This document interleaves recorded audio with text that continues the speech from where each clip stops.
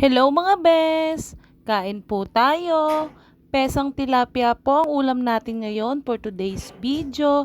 Tara samahan niyo akong kumain. Meron din tayo ditong patisili kalamansi para sa ating sausawan. Kayo mga bes, anong pagkain nyo?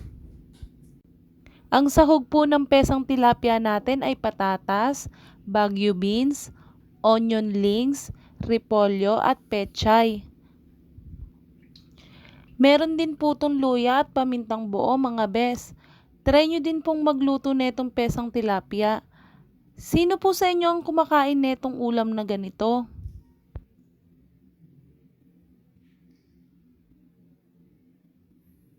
Salamat sa panunood. Salamat din sa mga palaging sumusuporta at nagsishare ng aking video.